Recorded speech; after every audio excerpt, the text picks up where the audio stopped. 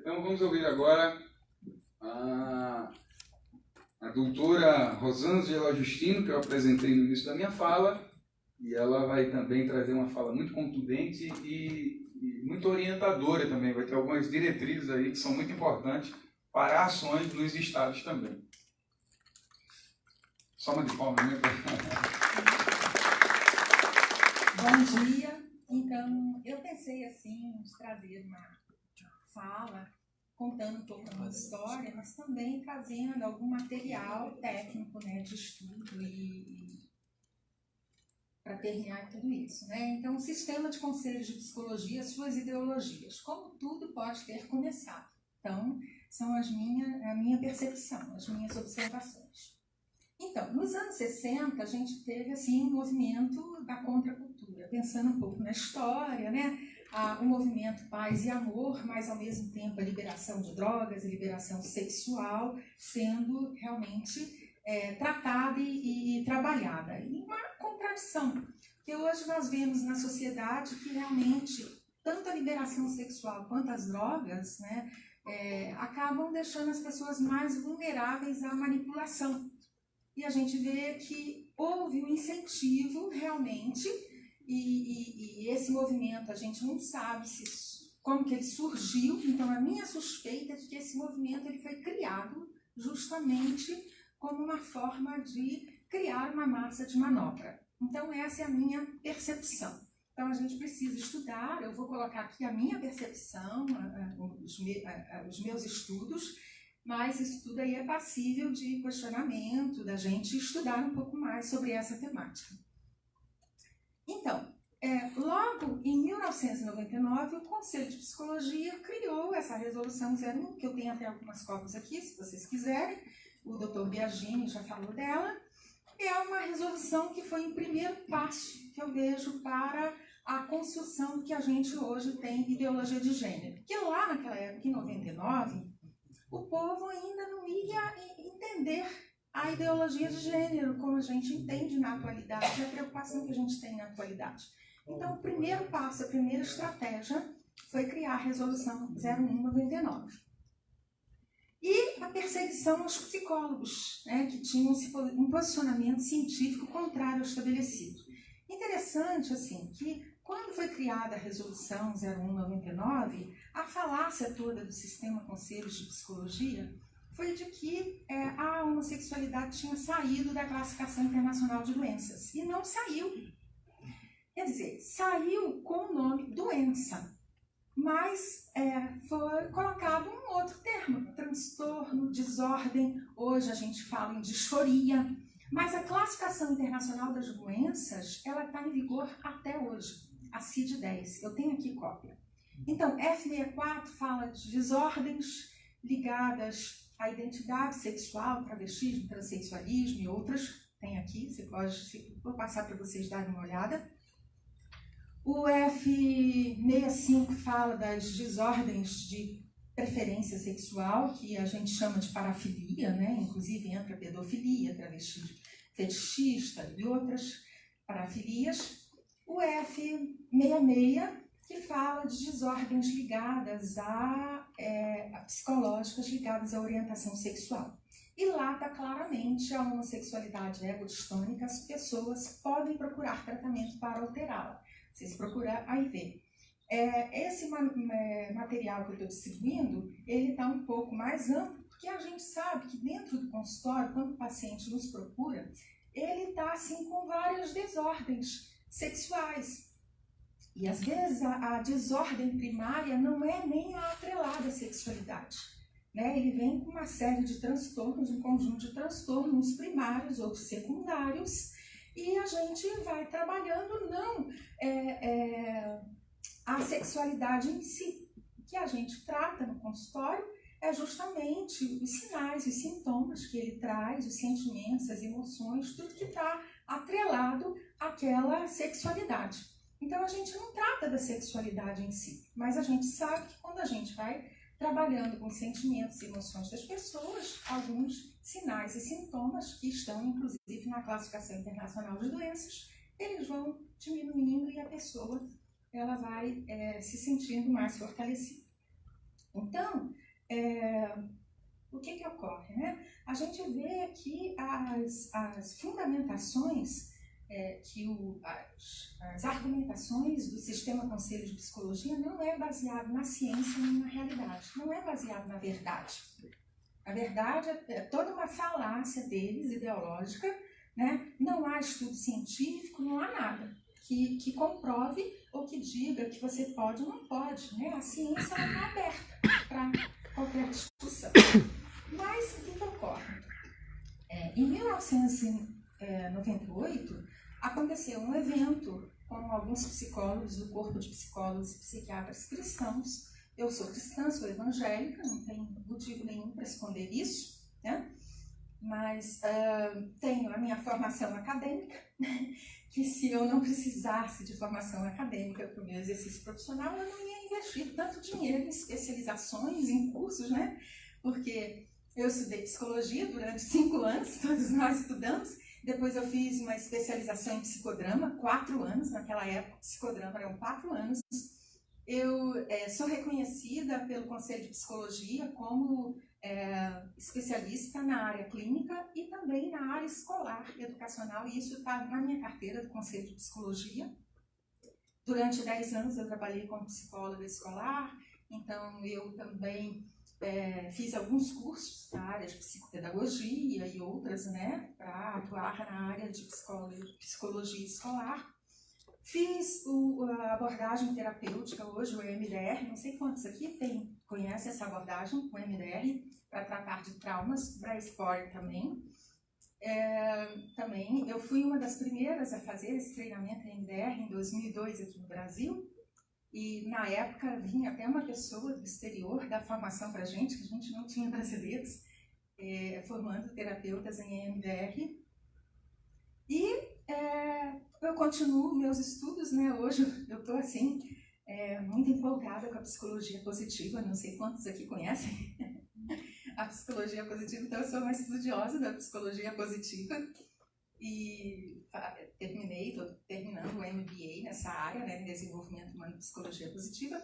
Estou fazendo mestrado em educação, porque vejo a educação assim como uma área muito importante na atualidade, porque a nação se forma através da educação, então eu estou me enveredando pela área da educação, terminando também o mestrado em educação, e faço também, como eu trabalho dentro da Câmara Legislativa, um curso de Justiça Social, Criminalidade e Direitos Humanos, um curso parceria da Câmara, Senado, Tribunal de Contas da União, financiado pela ONU.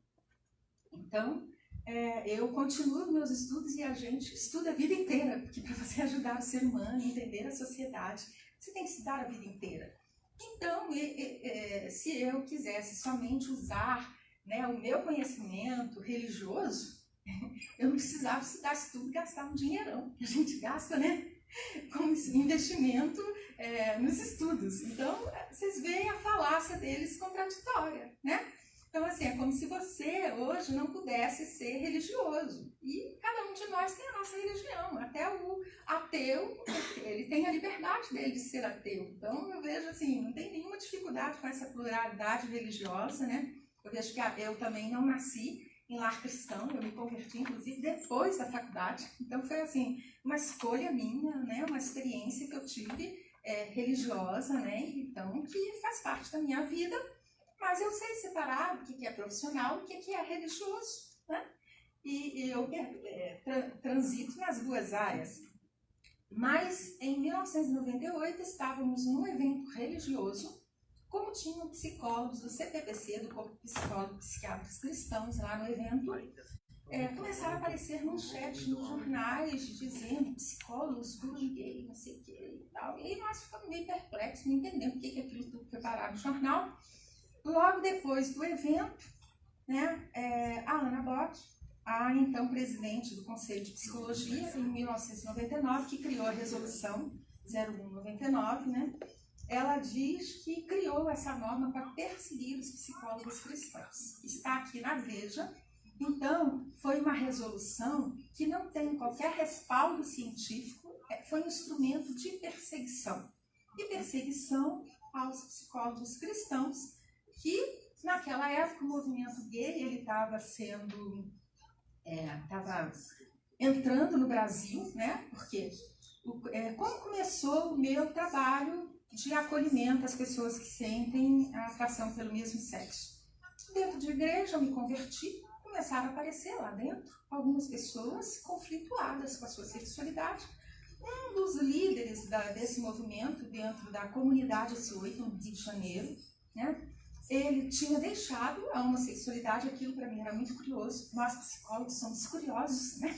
E a gente, eu fiquei curiosa com aquilo, né? Eu, recém-convertida, na faculdade a gente sempre ouvia que a gente tem que ajudar enquanto psicólogo a pessoas reforçar, né? Se fortalecer por causa dos preconceitos. Naquela época eu já ouvia isso. Eu me formei em 1981, tá? Então, eu vi um grupo de pessoas querendo mudar. Eu falei assim, eu vou estar junto com esse pessoal. Inicialmente eu nem sabia que grupo era aquele. Eu, inclusive, escrevi sobre isso, porque quando eu fiz psicodrama, eu estava realizando esse trabalho com as pessoas dentro da igreja. Então, e no psicodrama, naquela época, e a psicologia, a gente não tinha qualquer problema com ajudar e com acolher pessoas que sentiam atração pelo mesmo sexo. Então, o meu diploma de psicodramatista foi da homo à heterossexualidade, a possibilidade de resgate da heterossexualidade. E na época, dentro dos congressos de psicodrama, eu falava livremente sobre esse assunto com todos os psicólogos. A gente não tinha cerceamento de direito antes de 99, tá? E durante 10 anos eu escrevi e ajudei muitas pessoas através da abordagem psicodramática e vi que havia possibilidade de resgate do sexo de origem. Naquela época eu falava heterossexualidade, hoje eu já não uso mais essa expressão.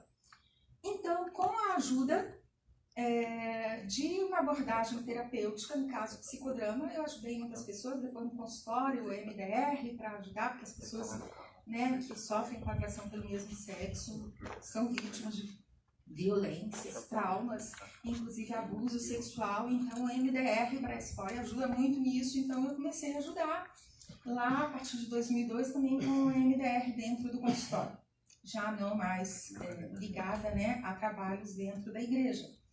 Mas, de qualquer forma, quando em 99 aconteceu tudo isso, eu não acreditei. Eu falei, gente, o que está acontecendo com a psicologia, né? O que está ocorrendo? Porque a gente sempre pode ajudar as pessoas, eu utilizava o psicodrama, de repente não pode, e sem uma explicação científica. Então eu comecei a pesquisar, vários amigos meus começaram a falar, e alguns até frequentavam, né, as salas de bate-papo gay. E interessante que um dia antes da resolução 99 vamos dizer assim, ser publicada, o movimento gay já estava comemorando ela, sem os psicólogos tomarem conhecimento dessa resolução, sem haver uma discussão com a categoria. Então, a gente ficou assim, perplexo. Eu não entendia nada de política naquela época, só entendia de ajudar pessoas, né? De acolher pessoas com o meu conhecimento profissional. E daí, queridos, eu comecei a achar aquilo tudo muito estranho, muito complexo, e resolvi fazer esse enfrentamento com o Conselho de Psicologia. E aí eu fiquei conhecida, porque eu tinha conhecimento dessa temática, a mídia me procurava muito, a imprensa, inclusive evangélica, me procurava muito para conversar comigo sobre essa temática.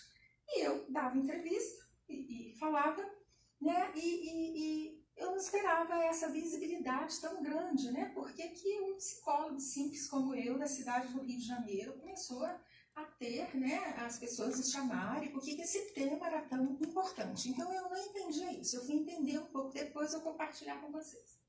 Então, o Conselho Federal de Psicologia, o que a gente percebe? Que ela trabalha em prol da ideologia de gênero e livre expressão sexual. Então, eu sempre achei isso muito perigoso, porque livre expressão da orientação sexual inclui até a livre expressão da pedofilia. Daí eles começaram a falar isso, porque a maioria dos meus pacientes sofria abuso sexual, e eu estudava abuso sexual, violência doméstica. Eu fiz também uma especialização na PUC do Rio de Janeiro em 2002 para atendimento a criança e adolescente vítimas de violência doméstica.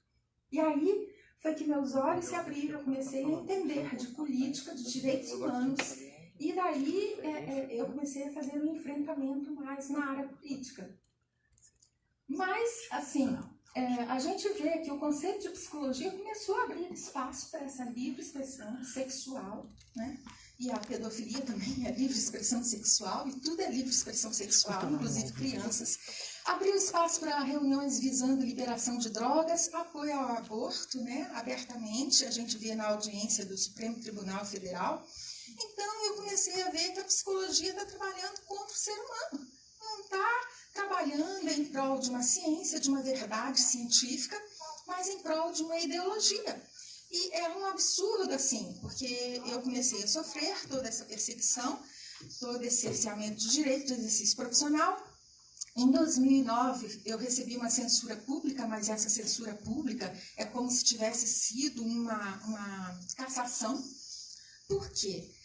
Eu tive que fechar meus consultórios em 2009, eu trabalhava no centro do Rio de Janeiro, trabalhava em Niterói, que é a minha cidade, onde eu nasci.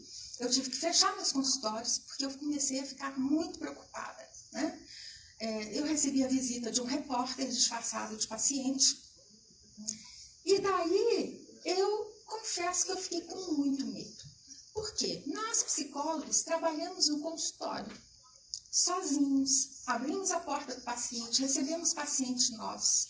Dá licença, Alzane, desculpa atrapalhar, mas eu estou aqui, os chamados fake, agora é fake news, né? Agora foi um consultório, foi um repórter lá no consultório também, onde eu atendo, da UOL, se fingindo por paciente.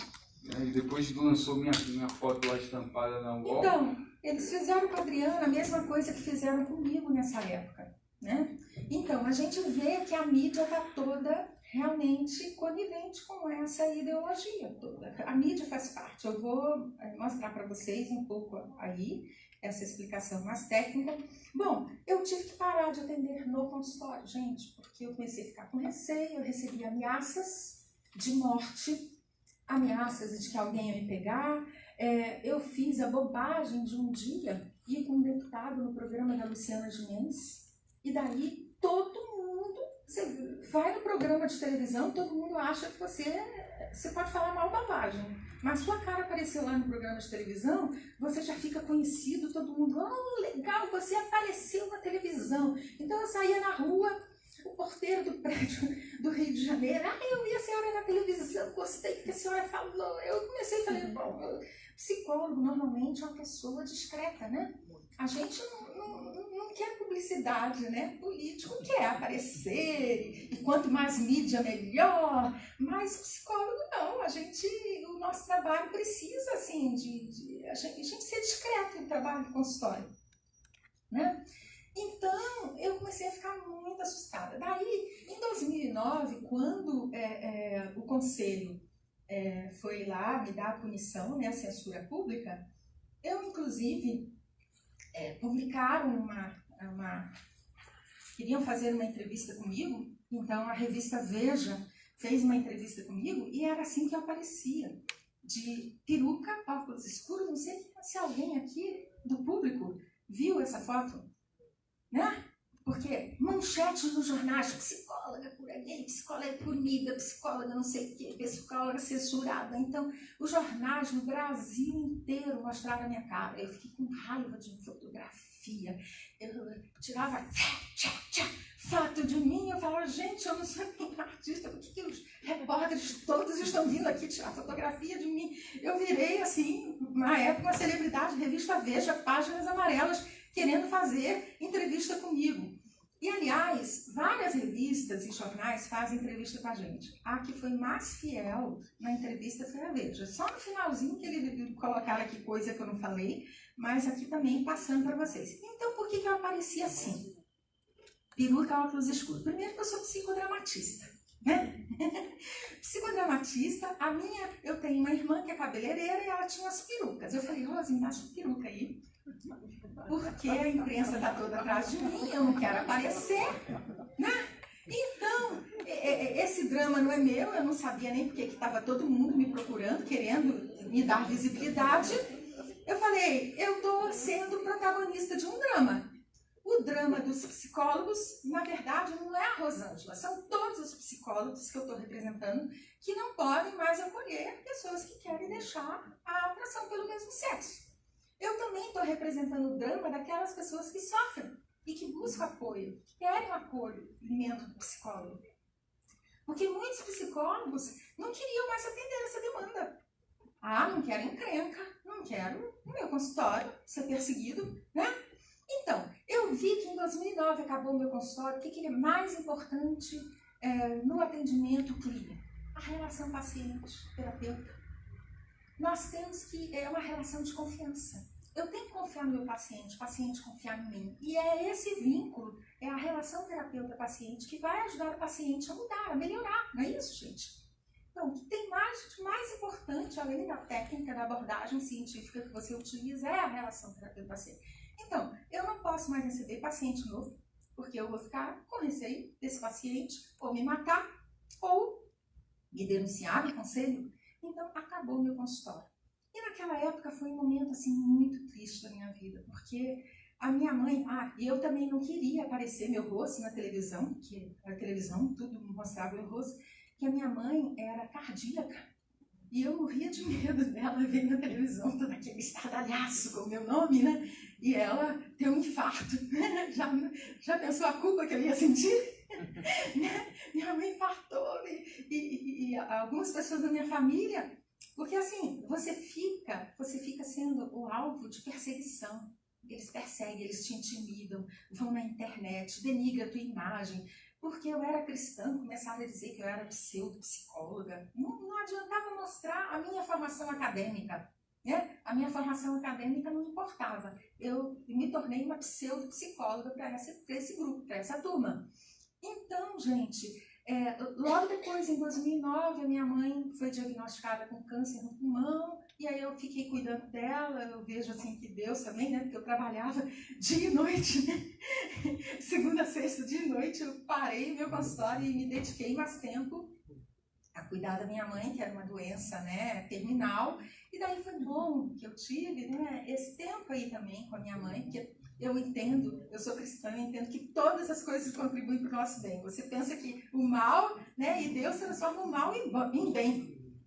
Então eu creio nisso. Então, assim, eu entendi que aquele tempo foi assim, um tempo para eu parar o meu trabalho para cuidar da minha mãe. E aí ela faleceu, e aí em 2011 eu comecei toda a minha jornada na área política, fui morar em Brasília e tentando influenciar as políticas públicas. Eu trabalho hoje na Câmara dos Deputados como assessora parlamentar, mas desde 2004, 2005 eu observo as proposições legislativas de interesse à vida, família e educação. Então, mas eu vou explicar para vocês agora um pouco teoricamente, né? A gente tem um tempo aí que o Adriano vai controlar, mas eu acho importante a gente passar esse conhecimento para vocês entenderem como que esse conhecimento foi sendo costurado na minha vida. Tá? Só um instante. Ela vai trazer essa perspectiva teórica, daqui a pouco eu vou delimitar o tempo aqui. Posteriormente, vai ter a fala da deusa, que não vai ter, a durabilidade vai ser também, não vai ser tanto quanto a da Rosângela. E eu estou colocando aqui que a minha preocupação grande hoje, a minha grande preocupação é vocês saírem daqui municiados de informações para medidas efetivas nos estados, para quem vem de outros estados. Seria assim, saindo daqui, o que é que pode ser feito? Vai ser feito isso, vai ser feito chapa, assim, medidas efetivas, né? Essa é a minha grande preocupação. Isso. Vocês saem daqui municiados com essas informações. Nós vamos sair com as medidas efetivas também. Eu sou uma mulher de ação. Então, eu sou psicodramatista, psicodrama tem ação. Né? Então... Só uma curiosidade. Sim. Eles fizeram todas essas coisas contra você, mas você não perdeu, não foi cassado o seu... Vou continuar a história. Okay. Então, tá.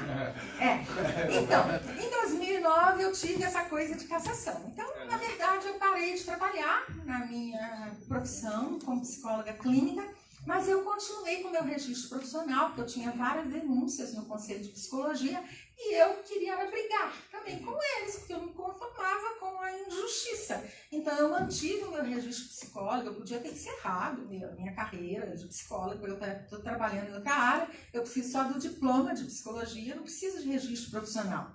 Porque a gente é obrigado a se registrar compulsoriamente. Essa também é uma questão que a gente tem que conversar, enquanto categoria profissional.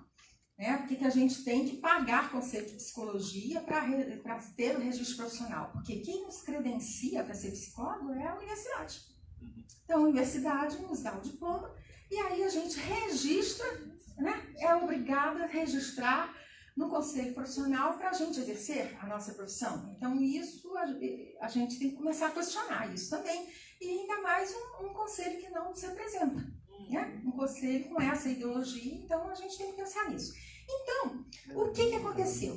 Quando eu encabecei um grupo de psicólogos para a gente anular a resolução, porque isso eu queria já há muitos anos, mas eu percebi os psicólogos tão amedrontados, tão intimidados, que eu via que não tinha clima. Ninguém me apoiava em 99, ninguém apoiava, eu sofri sozinha, não tinha essa visibilidade, ninguém me dava apoio. Nem mesmo a igreja, ela não entendia esse assunto, né? Então, eu sofri muito tempo sozinha. Os psicólogos ficavam com medo, queriam me tirar desse trabalho, né? Os meus amigos. Eu saí, inclusive, eu era da direção do corpo de psicólogos psiquiatras cristãos, eu saí. Eu vi que ninguém, né, entendia que a gente precisava se unir e até ver a questão pelo prisma jurídico, né? Os advogados ao meu redor também, eles não achavam que podia fazer nada, né? Então foi um tempo assim de muita impotência e muita solidão que eu passei. Então eu estou assim muito feliz hoje, né? Porque eu vejo que um montão de psicólogo, acho que a gente já está num ambiente que a gente pode conversar sobre isso. Mas em 99 eu não conseguia conversar sobre isso. E daí o que eu fiz? Comecei a mobilizar vários psicólogos de todo o Brasil, psicólogo do Norte, Nordeste, Centro-Oeste. E aí eles entenderam que a gente estava na hora, quando começou essa coisa de ideologia de gênero, que as crianças estavam, né, na mira dessa ideologia e correndo riscos, né, sexuais, né, que a gente vê que a ideologia de gênero tem que fazer nas escolas, né, estava sexualizando as crianças precocemente. Então aí os psicólogos começaram a acordar e daí que a gente começou a atacar a resolução.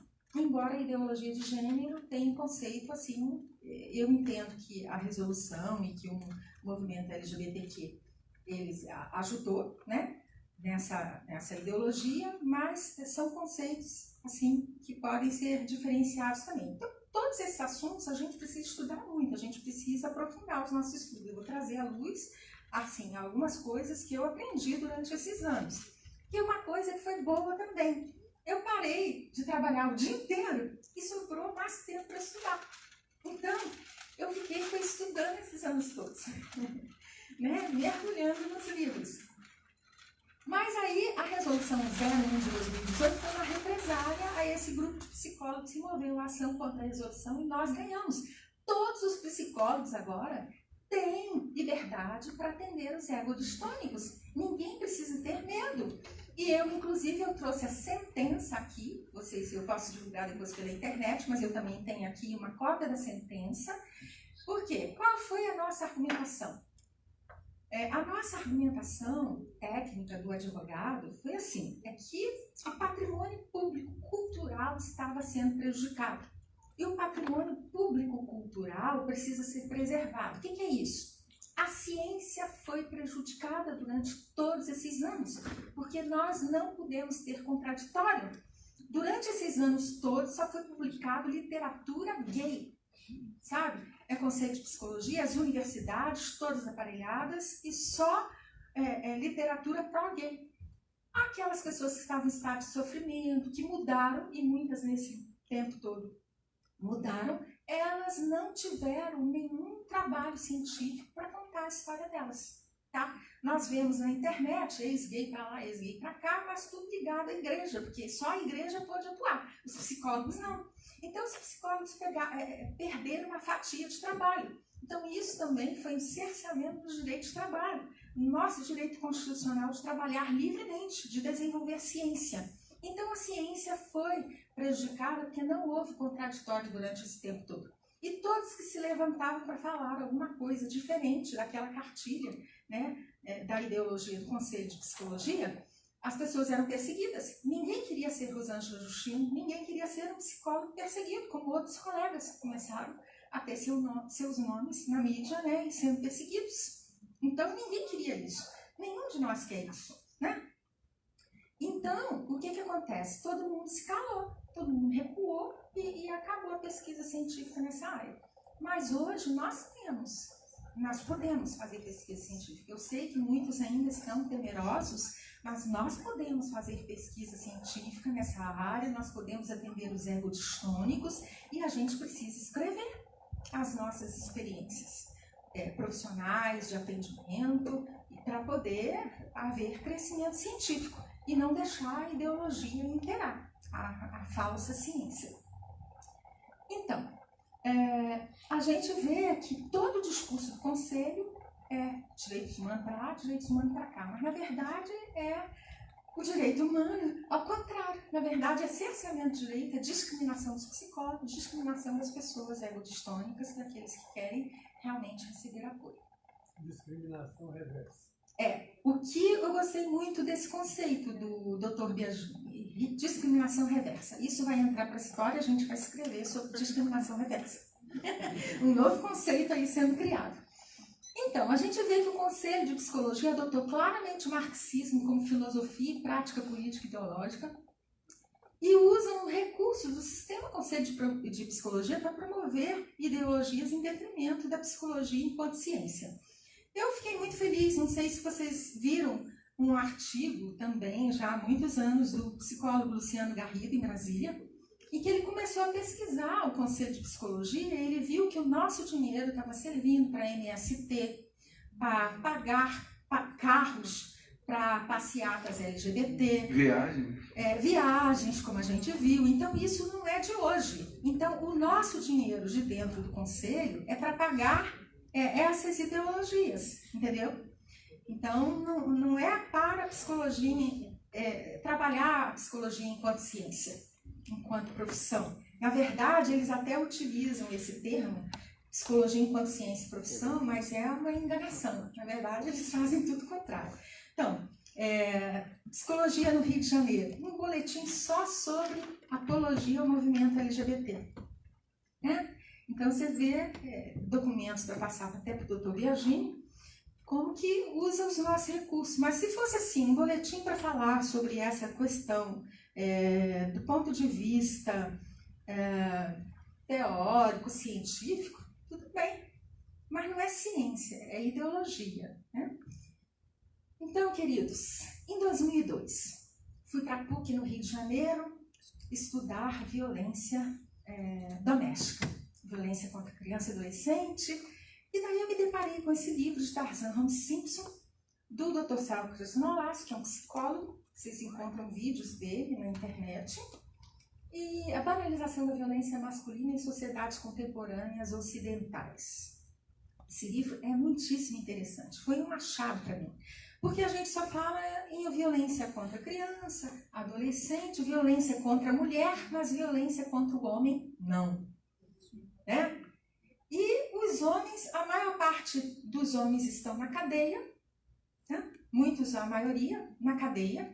O homem se tornou um ser sinônimo de violento, né? Um ser mau. Então, assim, o homem agora é tratado como um ser do mal. Né? Então, eu achei muito interessante esse estudo do Dr. Sócrates, que a gente precisa entender por que o homem agora é sinônimo do mal, por que os homens são mais mortos que as mulheres, mas isso não é dado visibilidade na mídia, por que o homem está sendo tratado dessa forma. Mas o Dr. Sócrates Nolasco, um cientista, ele trouxe esse livro para a gente, por que o homem antes era Tarzan, agora está Holmes Simpson, e o homem, para ser aceito socialmente, ele precisa ser mais feminino. Então, o que está acontecendo na nossa sociedade? Bom, entrando lá nos conceitos no que eu vi dentro do crise da masculinidade. O homem heterossexual, considerado herdeiro direto do sistema patriarcal, foi colocado como inimigo do quê? Do propósito de liberação sexual, representado pelo movimento de mulheres e gays. Então, queridos, vamos repetir isso? Ele se tornou inimigo do propósito de liberação sexual. Então, lembra que eu falei para vocês que as pessoas liberadas sexualmente, né, elas são mais facilmente manipuláveis. Então, o homem macho, né, esse homem tradicional, ele foi considerado inimigo. Então, nas pesquisas do Dr. Sócrates Nolasco. Li esses livros do filósofo sociólogo Jean Baudrillard, Transparência do Mal, Estratégias Fatais, enfim. E esses livros foram referendados pelo Dr. Sócrates Nolasco, em que ele fala: a primeira fase da liberação sexual envolve a dissociação da atividade sexual da procriação. A segunda, na qual começamos a entrar agora, é a dissociação entre a reprodução e sexo. O que aconteceu? O que é liberação sexual, dissociação entre atividade sexual e procriação? A gente vê que a sociedade era uma antes dos anos 60. Depois ela mudou completamente. Todo o sistema de crenças e valores sociais mudaram. Todos os paradigmas, né, todos os valores mudaram. Antes de 60 a gente não pensava em sexo livre, em aborto, em camisinha, em divórcio, separação, pílula anticoncepcional. A gente não pensava em nada disso. O mundo mudou, né? Se eu pergunto para vocês assim agora, quantos filhos vocês têm? Quem tem 5 filhos aqui? Hã? Ninguém? 4 filhos. Aqui, 2, 4 filhos. Parabéns. 3 filhos. 3 filhos. 2 filhos. 1 filho. Nenhum filho. Não. Quantos filhos tiveram a sua avó? 5. 5. Mais o quê? Conta aí. 8. Hã? 11. 8. 8. 12. Minha avó, 20. Hã? Quantos? 6? Uma do lado. Então, assim, então a gente vê que, assim, 13, 18. Então, 20. Minha avó no Ceará teve 20. 20. Então, por que a mente mudou? Por que as pessoas hoje se casam e não querem ter filhos? Então, houve uma mudança sexual, os paradigmas sexuais. Quando que a gente ia pensar, antes dos anos 60, em matar um bebezinho de 10 semanas de gestação? Né? Tá aqui, um bebezinho. Hoje, a gente vê leis e grupos, movimentos sociais trabalhando para o aborto até o 9º mês de gestação. Quando que a gente ia ver isso? E dizendo que a mulher que aborta, ela não sofre de estresse pós-traumático. A gente sabe, nos nossos consultórios a gente recebe mulheres. Deixa eu fazer uma observação, doutora Rosinha. Acho que vale a pena retomar o conselho. Vamos retomar. Vocês viram que teve audiência lá no STF, certo? Isso. Defendendo o aborto. Ok. Assim, mais uma vez, recorremos à Constituição e indivíduo tem liberdade. Agora, o Conselho Federal de Psicologia mandou uma representante no STF para falar em nome do aborto, defendendo o aborto em meu nome, porque defendendo a classe é meu nome. Isso não pode. Ela não pode se manifestar validando determinado comportamento da sociedade usando a autarquia. Então foi lá, inclusive a gente teve até num debate lá em Brasília, eu e a Rosângela lá em Brasília, ela estava lá. E ela foi lá, eu esqueci o nome dela agora, foi lá no STF, na audiência pública, manifestar-se a favor do aborto enquanto autarquia. Isso não pode. Pelo menos eu não valido aquele comportamento, eu acredito que, não sei se é a maioria aqui, mas não validam aquela postura dela de defender o aborto enquanto autarquia. Se vocês quiserem passar para ver um bebezinho de 10 semanas que está alimentado. Depois, se me derem uns 5 minutinhos, eu falo sobre o aborto. Eu trouxe o livro aí, inclusive, se alguém quiser. Ele tem uma publicação sobre essa temática, né? Isso. Tá, mas eu tô falando sobre isso tudo porque esse tema também inclui na liberação sexual, tá? Só para você terem uma ideia. Então, primeiro o sexo foi liberado da reprodução, hoje a reprodução é liberada do sexo por meios e modos de reprodução assexuais e biotecnológicos, tais como a inseminação artificial e a clonagem do corpo. Temos então a recriação do humano segundo a imagem e semelhança da máquina. surge o transexual, transeconômico, transgênero, transestético como representações pós-modernas do sujeito contemporâneo. Está no livro do Sócrates Nolasco e nos livros também do filósofo sociólogo francês Jean Baudrillard.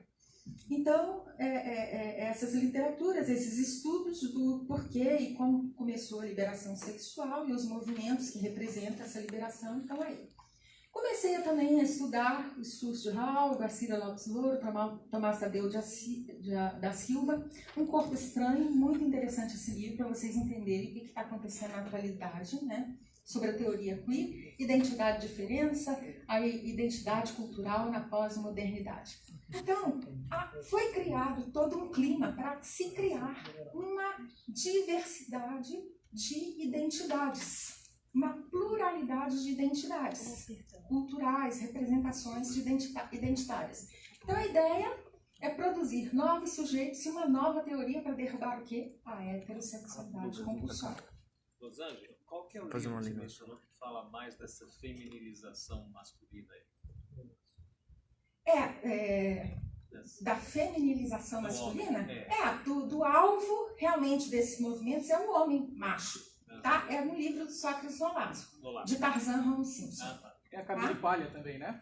É a Camille Paglia também que fala sobre isso, né? Temos outras literaturas que a gente pode ver, mas eu estou assim, passando um pouco de onde foi a minha história, como tudo começou. Que eu comecei a entender tudo isso dentro da PUC do Rio de Janeiro, estudando violência doméstica. E aí eu comecei a entrar em contato, o que era o direitos humanos, que eu não sabia até então, porque tudo se falava na televisão, na mídia, no conceito de psicologia, direitos humanos para lá, direitos humanos para cá. Eu não sabia nada disso. E daí eu comecei a estudar, a entender e tive um despertamento a partir da leitura, a partir dos estudos.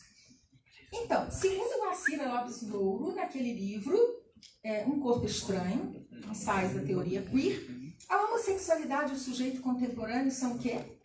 Invenções do século XX, do século XIX. A prática passava a definir um tipo especial de sujeito que vinha assim a ser marcado e reconhecido. Então, um incentivo à prática para se ter um tipo sexual diferente do macho e fêmea. Certamente, essas estratégias também acabam por contribuir com a produção de um determinado tipo de sujeito. Eu li esse livro do Alan Sokal, um psicólogo que foi me procurar, ateu, né? E que se tornou meu amigo lá no Rio de Janeiro. Ele falou: Rosângela, você precisa ler esse livro Imposturas Intelectuais. Foi escrito por um ateu, mas você precisa ler. Eu falei: tá bom, vou lá, comprei o livro. Então, eu estava com tempo para ler, para estudar. Então, fui ler. Muito interessante esse livro, Imposturas Intelectuais, o abuso da ciência pelos filósofos pós-modernos. Então, o Alan Sokal, professor de física da Universidade de Nova York, em 1996, ele escreveu um artigo para uma respeitada publicação americana de estudos culturais, onde sustentou suas ideias com citações de eminentes pensadores franceses. E ele fez um artigo, assim, sem pé nem cabeça, científico. E foi publicado em todas as revistas científicas na Europa, nos Estados Unidos, no Canadá. Tá vendo agora o que o Alan Sokal descobriu? Ele é o cara, tal. Aí o que ele fez? Ele revelou que o artigo dele era uma paródia.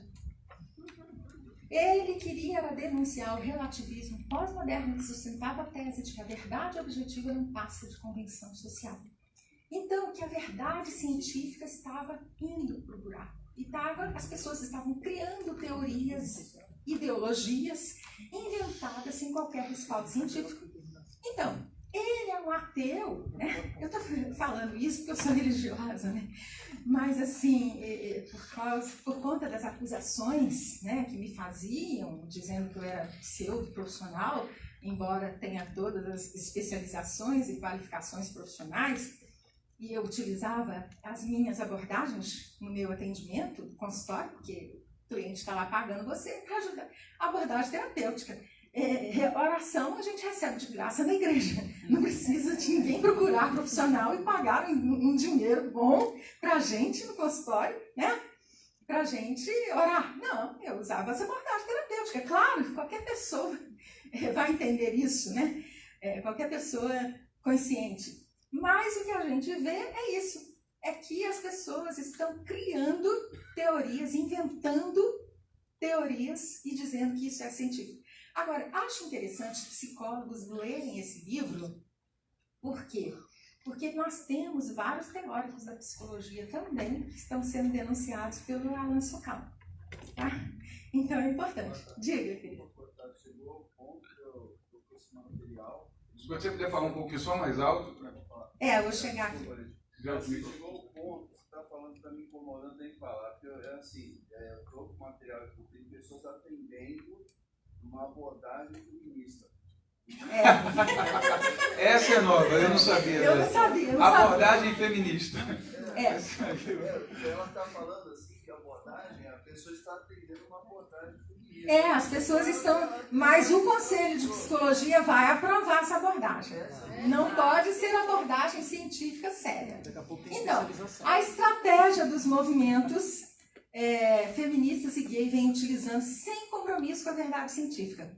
Dentro do livro Imposturas Intelectuais. Para ser revolucionária, a teoria feminista não pode pretender descrever o que existe, os fatos naturais. Ao contrário, as teorias femininas devem ser o quê? Ferramentas políticas. Desenvolver teorias estratégicas. Está lá dentro do livro do Sócrates no Alasca. Fala das próprias feministas.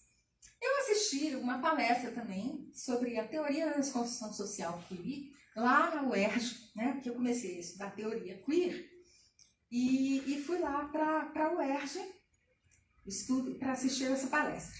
Tá? E daí a doutora Manuela Lavinas, ela falou que a ideia é criar vários tipos sexuais e atrelar direitos de identidade a eles. Passeata gay é celebração das sexualidades. Inventaram 9 tipos sexuais na Amazônia.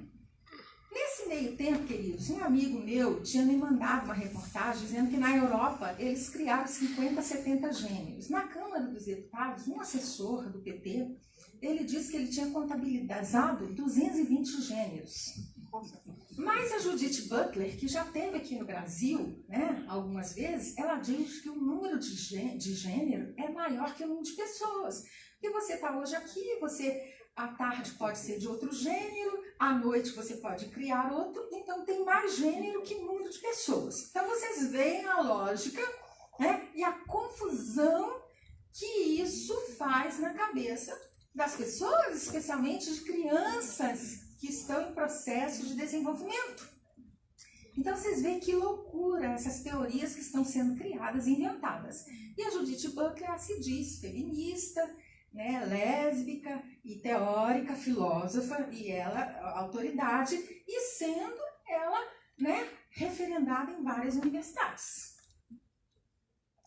Então, o discurso da doutora Manuela Lavinas. Discursar sobre sexualidade na Amazônia, o que isso significa? Relacionamentos internacionais, tudo é articulado, globalizado. A Amazônia é moderna se tem LGBTQ. LGBTQ é relevante nas relações internacionais, tem a ver com marxismo político, luta de classe, parada gay significa repensar Estado da nação, nada é isolado, fora LGBTQ, marcha depois, professor de matemática fora do horário de trabalho de outro gênero. Isso significa o quê? ONU na Amazônia, segundo ela. Homens gays têm mais grana e turismo, precisamos gerar professores ativistas, combinar direitos civis com direito cidadão. No Equador, a mudança de sexo é livre, a gente precisa instrumentalizar o Estado para quê? Desmontar o cristianismo e utilizar o quê? O LGBTQ para romper. Então, na verdade, esses movimentos sociais são massa de manobra. Eu nunca, eu sempre me opus teoricamente a esses movimentos, Porque uma coisa é a pessoa que sofre com atração pelo mesmo sexo, o outro é o ativista do movimento LGBT, que recebe financiamento para criar todas essas, que é financiado para criar todas essas teorias, essas ideologias. Então, gente, esse pessoal é massa de manobra, tem pena deles, tem pena dos feministas, tem pena do movimento gay, que eles são massa de manobra. Eu diria assim, uma coisa são as pessoas que sofrem com a atração de pessoas do mesmo sexo. Isso. A outra é a produção desses sujeitos. E é isso que a gente vê que eles estão trabalhando a produção desses sujeitos. Tá? Isso tem financiamento. Se vocês olharem no YouTube uma entrevista do Aaron Russo com o Nick Rockefeller, E lá no finalzinho, Aaron Russ, que foi um cineasta americano, que falecido já, e na época eu lembro que eu vi que aquele homem faleceu, eu achei o falecimento dele muito suspeito. Mas tem na internet, né, uma fala dele, uma entrevista dele com o Nick Rockefeller, e que ele pergunta quem é que criou o movimento feminista. Aí ele riu, o Nick Rockefeller riu do Aaron Russ, porque o Aaron Russ achou que esse movimento veio das mulheres, mas não veio. Foi um movimento produzido que tem uma finalidade política e econômica por trás disso. Então, esses movimentos, eles são financiados e tem toda uma intenção política e ideológica por trás, para o desmonte social, para o desmonte de todo o sistema de conceitos e valores, crenças e valores sociais. Tem financiamento, tem interesse político, econômico por trás disso aí. Tá? Então eu tenho estudado bastante sobre isso, mas não vou me aprofundar nesse assunto agora. De repente a gente pode até ver em outro momento para estudar mais isso. Tem mais, acho que no máximo 10 minutos, tá? 10 minutos, tá bom, deixa eu correr. Então, só para vocês aqui, vocês já ouviram falar na teoria queer? Que poucas pessoas. Então eu achei importante trazer um pouco essa fala aqui no meio desse nosso encontro, para a gente poder trazer alguma luz e pontuar algumas coisas para a gente continuar estudando, quem não conhece. Queer é uma palavra inglesa, significa torto, estranho, propõe-se sempre contra todos os conceitos, valores e normas sociais. Queer é um movimento politicamente organizado envolvido na construção de uma nova teoria para ser imposta como uma nova ordem social. A própria ideologia de gênero é uma teoria queer. Tá? A mãe da ideologia de gênero é a Judith Butler. Então, o demônio ninguém é mais queer do que ele, a gente já sabe, está na contracapa do livro da Graciela Lopes Loura. Composto pelo movimento pró-gay feminista da Revolução Científica, essa Revolução Científica que cria e inventa teorias, juntamente com os opositores do sistema de crenças e valores sociais, especialmente os valores cristãos, identificados como anarquistas, antissociais, satanistas, marxistas e outros. Eu tenho vários artigos no meu blog, que eu tenho o blog Rosângela Justino, psicóloga Rosângela Justino. Os meus primeiros artigos eu escrevia muito, depois parei de escrever um tempo.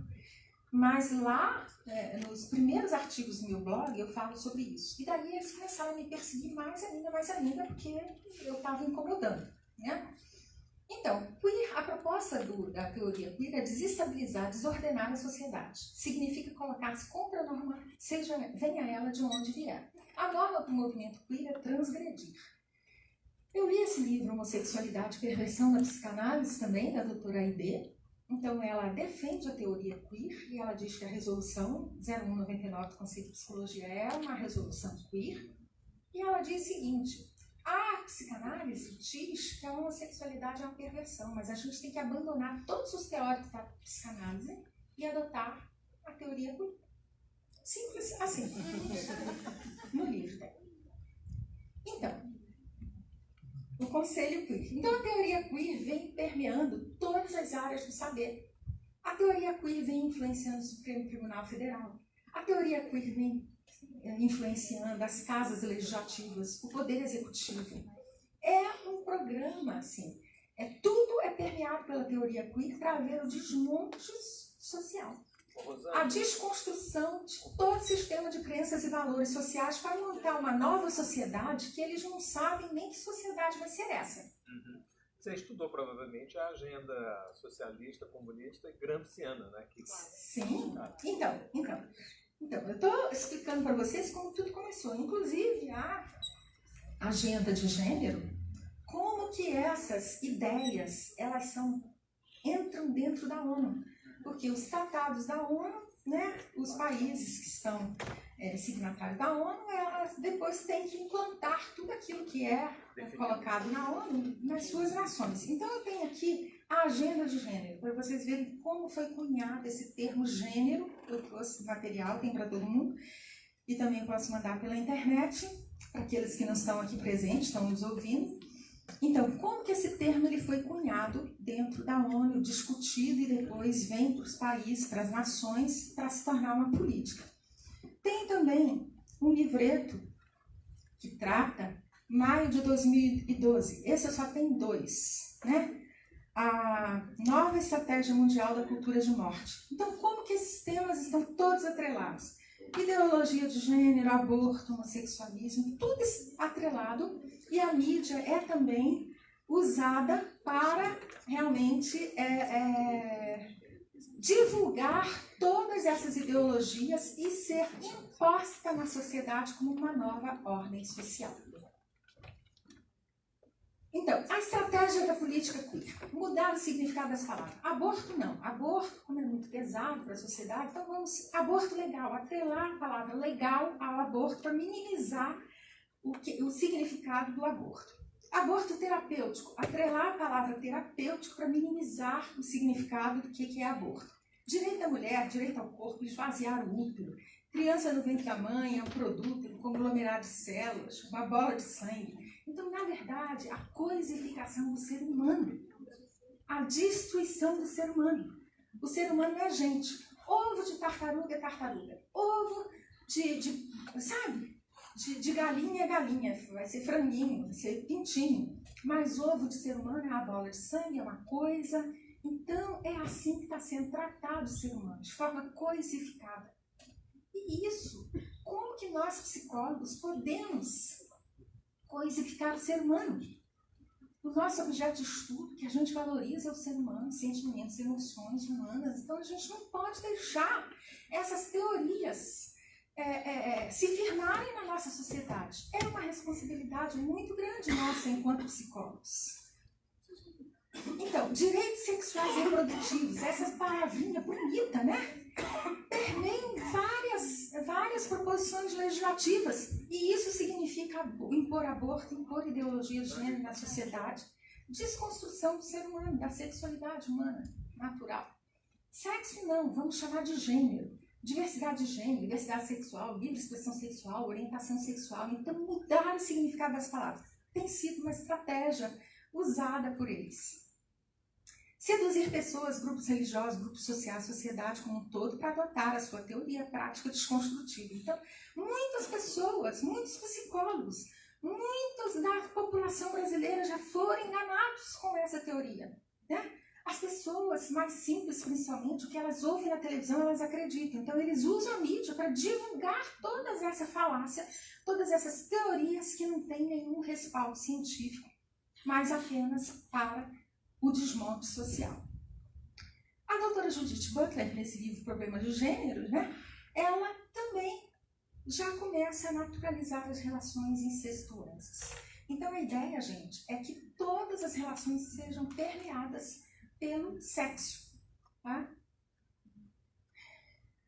Promover o esvaziamento jurídico do conceito de homem e mulher. Então, isso tudo fora da realidade. Né? Para eles, sexo não existe. Gênero é a identidade que cada um criaria. Deixa eu botar aqui, para si. Eu posso, vocês não se preocupem, eu posso dar esse slide, eu posso postar no grupo nosso lá, do WhatsApp, tá? E mandar por e-mail os slides, sem se preocupar. Afirmam que o sexo biológico é apenas um dado corporal de cuja ditadura devemos nos libertar, que a identidade sexual enquanto dado corporal e conformar-se a ela seria sexismo. Todas as identidades sexuais de gênero para eles são relativas, a lógica para o queer é ser lógico. Mulher não é mulher, homem não é homem. Né?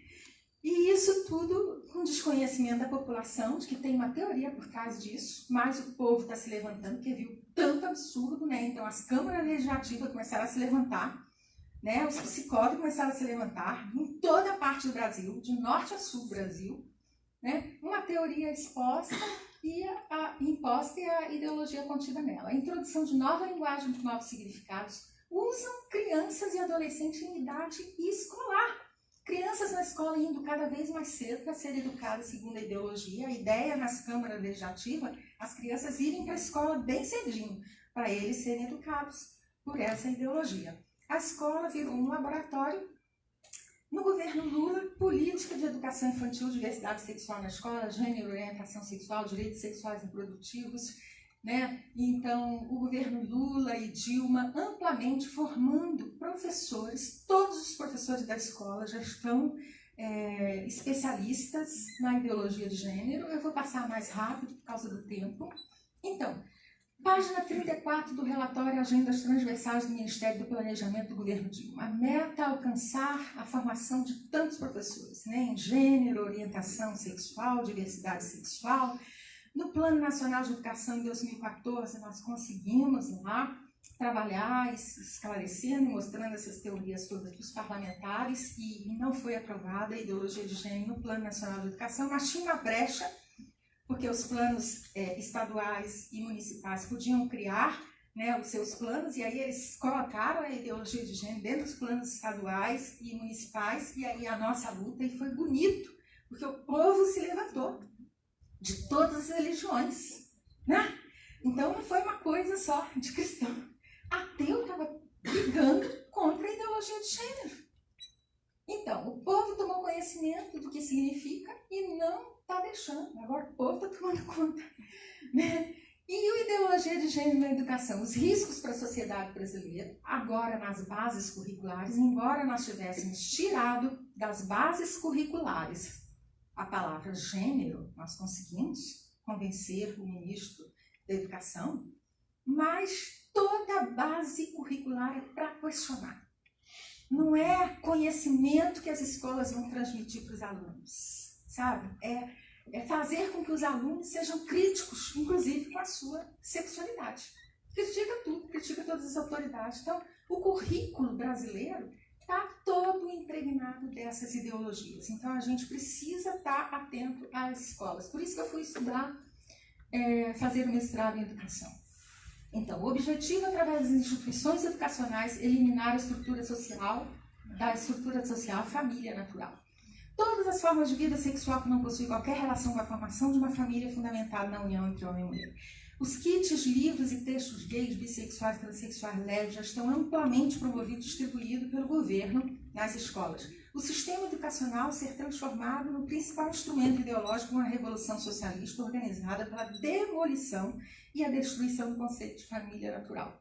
Então, a igualdade de gênero e orientação sexual como meta de educação nacional significa que caberá aos professores libertar os alunos de sua supostamente inexistente sexualidade para que possam livremente adotar as mais diversas identidades de gênero. Libertar os jovens também da estrutura opressora da família, porque a família começou a ser chamada de opressora, né? Quando ela é entendida como uma instituição originária da união entre o homem e uma mulher. A ideologia de gênero pretende, utilizando o sistema escolar, destruir a família como instituição social para obter uma sociedade sem classe. Então, isso tudo tem fundamentação no marxismo. Então, o que é o marxismo? Que é criar uma sociedade sem classe, né? E eles entenderam que para a gente criar uma sociedade sem classe, a gente tem que trabalhar na educação infantil. Então, a gente tem que destruir, desconstruir a família. De que forma?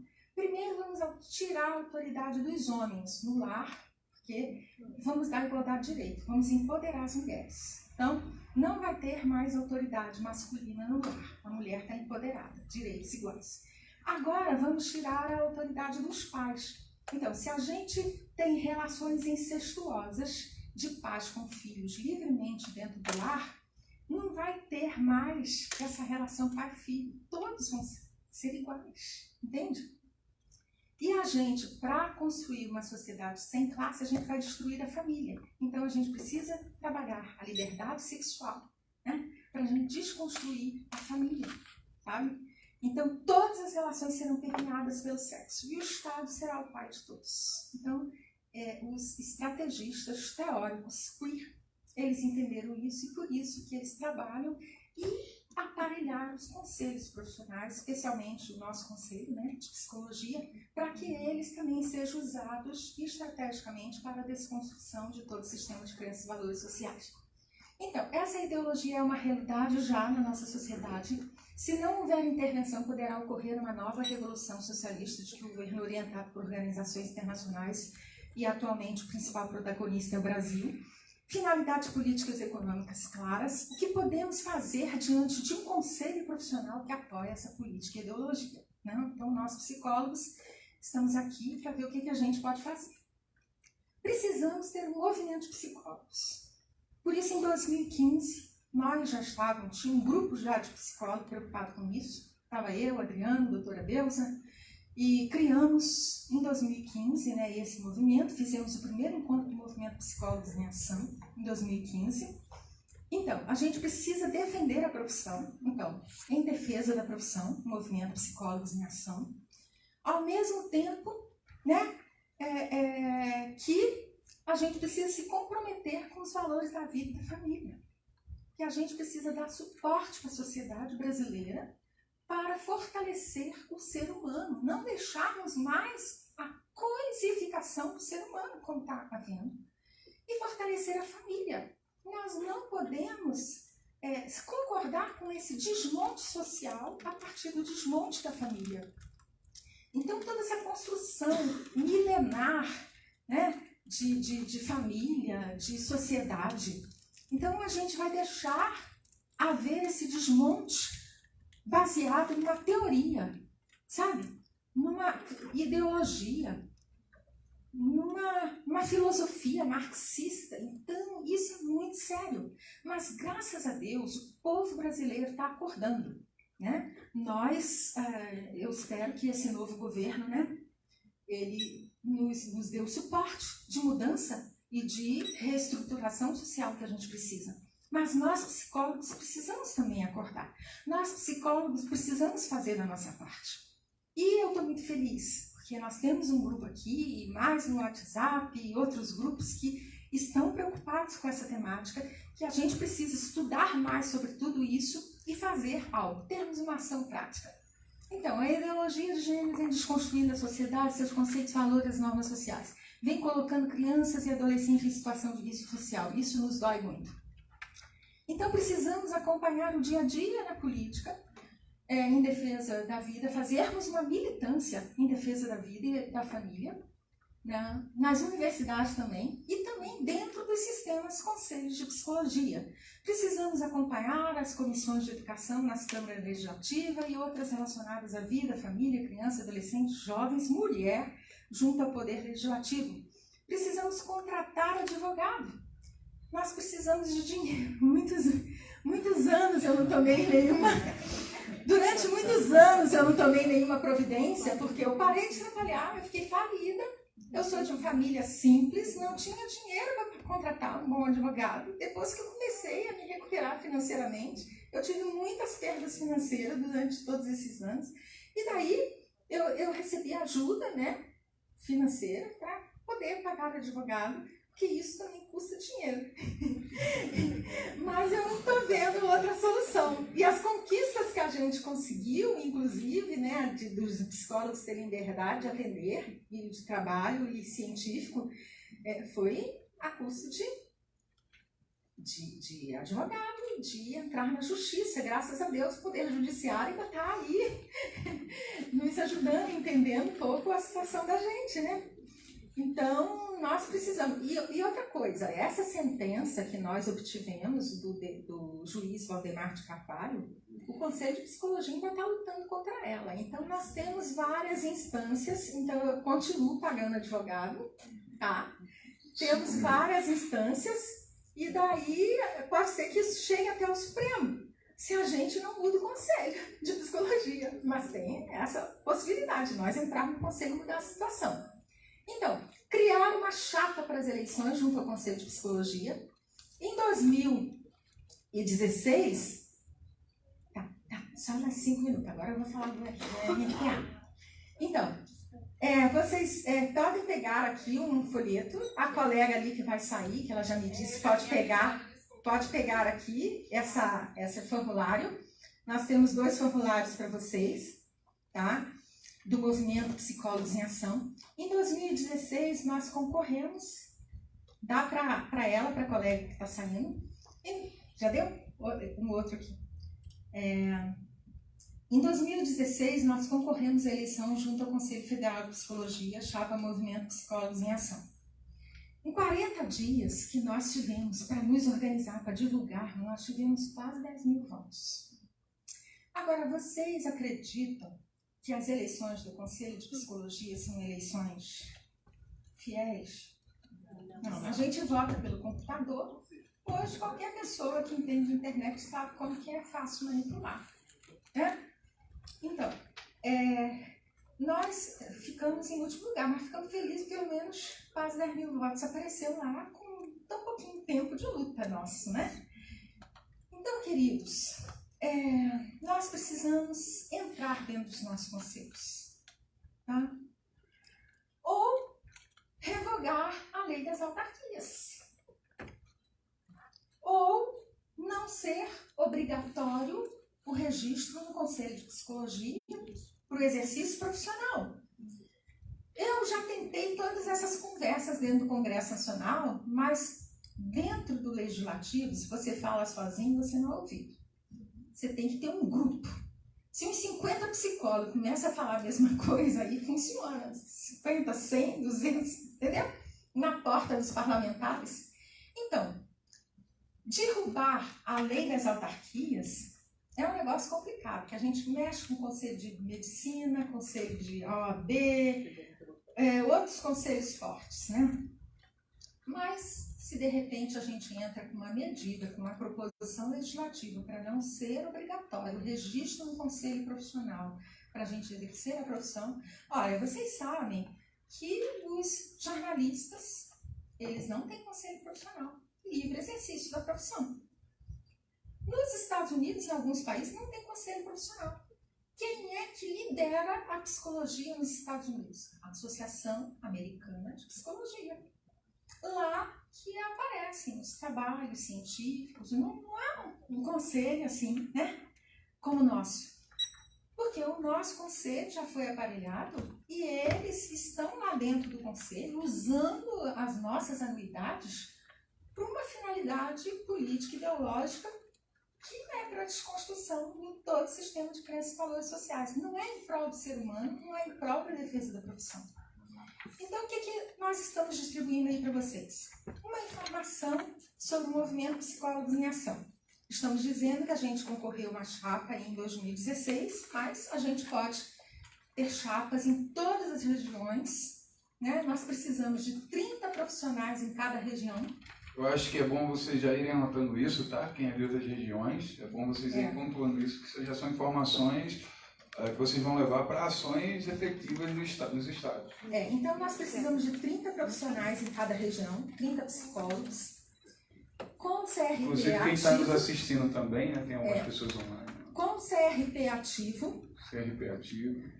Tem que estar em dia com as eleições normais, civis, tá? Porque o tipo de eleitor é importante, por isso que eu coloquei aí na ficha de cadastro do Movimento Psicólogos em Ação.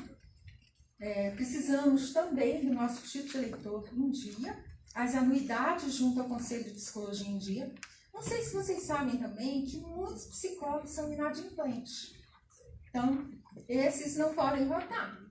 Né? Mas a gente precisa estimular os nossos colegas a colocar em dia os seus conselhos profissionais, até porque para o exercício profissional você tem que estar em dia com o seu conselho, né? Então isso é importante na hora da votação.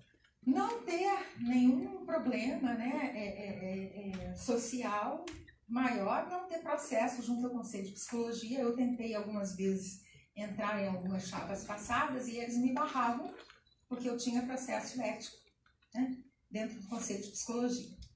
Ainda tenho que contar a história para vocês. Há uns 2 anos atrás, o Conselho de Psicologia resolveu me caçar. Né? Assim, porque eu dei uma entrevista numa revista evangélica e eu misturei a psicologia com a religião. Eu estava dando entrevista com uma revista evangélica, que é uma revista que não está nem em circulação na atualidade. Então, eles me condenaram por aquilo, entendeu? Então, me caçaram. Mas eu entrei na justiça, paguei advogado e consegui uma liminar. Continuo com o meu CRP ativo, o meu CRP 01. Esqueci agora, mas eu tenho aqui anotado. Mas é o CRP lá de Brasília. Eu continuo ativo através de uma liminar, porque eu recorri à justiça. Ainda fui aconselhada por um conselheiro. Isso aí. Porque assim, eles dão caçam a gente, mas depois eles falam, se você recorrer na justiça, falaram para mim, você consegue reverter isso. Então, isso tudo é político. Eles precisavam me caçar para criar um fato político, entendeu? E aí, as chapas, elas se revezam. Na verdade, quem ganha são todos os marxistas, né?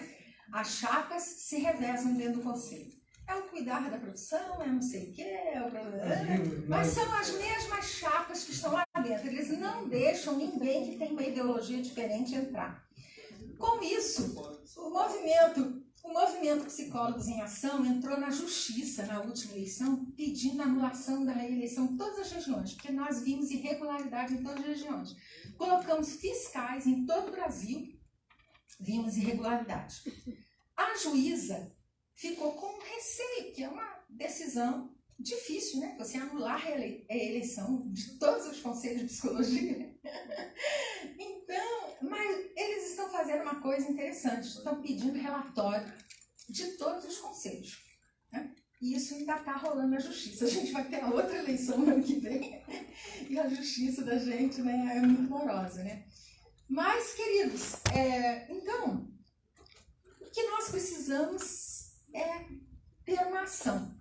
O Dr. Biagini falou de associação. Em 2015, no primeiro encontro do Movimento Psicólogos em Ação, nós criamos uma associação, a Abrápsia. A doutora Deusa, inclusive, é a presidente atual da Abrápsia. A Abrápsia é a Associação Brasileira de Psicólogos em Ação.